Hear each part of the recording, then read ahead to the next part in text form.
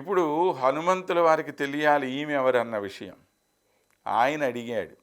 అంటే కొద్దిగా లక్షణాలను బట్టి ఈమె సీత అని గ్రహించాడు. కానీ ఏదైనా కూడా అలాంటి మనిషిని పోలిన మనుషులు ఉంటారు కదా, ఈమె అవునో కాదో ఒకసారి నిర్ణయించుకోవాలిగా. అందుకని అమ్మా నువ్వు ఎవరు అని అడిగాడు. ఇప్పుడు ఆమె చెప్పిన సమాధానం ప్రతి వివాహిత స్త్రీకి కూడాను ఆదర్శవంతమైనటువంటి ఒక సమాధానం. ఏం చెప్తున్నది ఆమె?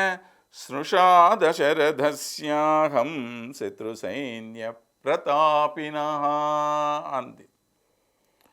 నువ్వు ఎవరివమ్మా అని అంటే, నేను ఫలానా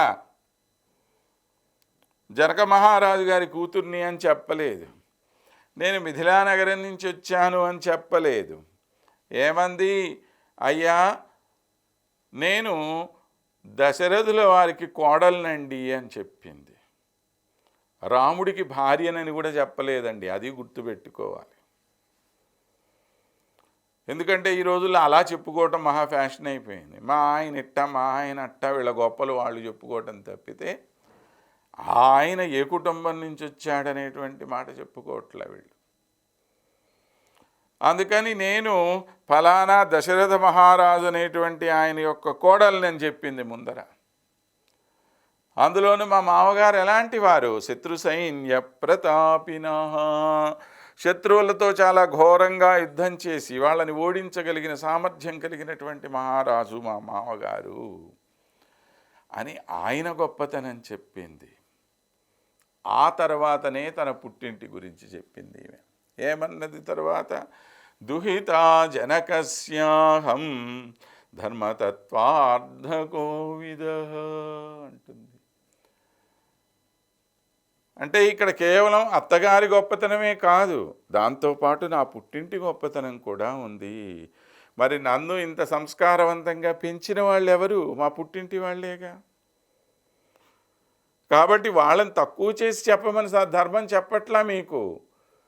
తర్వాత చెప్పుకోండి అమ్మా వాళ్ళ గురించి. ముందు నువ్వు ఎక్కడ ఉన్నావో వాళ్ళని గురించే చెప్పమని చెప్తోంది ధర్మం. నేను జనకుడనేటువంటి ఒక మహాధర్మ శాస్త్రవేత్త అయినటువంటి వాడు, మహాజ్ఞాని అయినటువంటి వాడు మా తండ్రి గారు, మిథిలానగరాన్ని పాలించేటువంటి వాడు, ఆయన యొక్క కుమార్తెను నేను అని చెప్పింది ఆమె. కాబట్టి ఒక వివాహిత స్త్రీకి ఇవి రెండూ కూడా లక్షణాలే. ఎప్పుడూ కూడాను పుట్టింటితో సంబంధం ఉంటే మెట్టినింటితో సంబంధం లేదని, మెట్టినింటితో సంబంధం ఉంటే పుట్టింటి వాళ్ళని వదిలేయాలని మీకు ధర్మం చెప్పట్లేదు. ఇద్దరిని గౌరవించండి, ఇద్దరిలో ఎక్కువగా గౌరవించాల్సి ఉంటే మెట్టినింటినే గౌరవించండి అని చెప్పింది. ఎందుకని? అమ్మా నీ పుట్టింట్లో నువ్వు 25 సంవత్సరాలు ఉంటే ఉండవచ్చుగాక, కానీ మెట్టినింట్లో మిగిలిన 75 సంవత్సరాలు ఇక్కడే బతకాలి నువ్వు. మరి ఇలా లెక్కేసుకున్నప్పుడు జీవితంలో 4వ భాగమే అక్కడ నువ్వు 3 జీవితాన్ని నువ్వు ఎక్కడ ప్రారంభిస్తున్నావు, ఎక్కడ గడుపుతున్నావు? మెట్టినింట్లో గడుపుతున్నావు. కాబట్టి మెట్టినింటికి వన్నె తెచ్చేటువంటి పనులు చెయ్యి. మెట్టినింటి యొక్క గొప్పదనాన్ని నువ్వు ఆవిష్కరింపచెయ్యి. అలా చేయగలిగిన నాడు నిజమైనటువంటి గొప్పతనం అనేది మనకు కలుగుతుంది. ఇది సీతాదేవి ద్వారా మనం తెలుసుకునేటువంటి విషయం రామాయణంలో.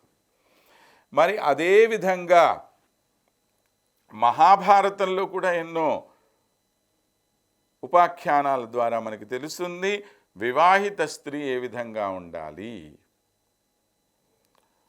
దుష్యంతుడనే మహారాజు శకుంతల అనేటువంటి ఒక ఋషికన్యని వివాహం చేసుకున్నాడు.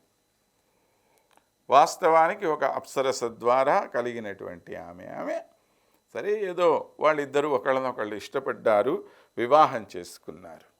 ఇప్పుడు ఈమె ఆ ఆశ్రమం నుండి నగరానికి వెళుతూ ఉన్నది. అప్పుడు తండ్రి అంటే తండ్రిలాగా పెంచినటువంటి వాడు కణ్వ మహర్షి, ఆయన ఈ శకుంతలకి వివాహిత స్త్రీ యొక్క ధర్మాలు ఏంటి అనేటువంటివి చెప్తాడు.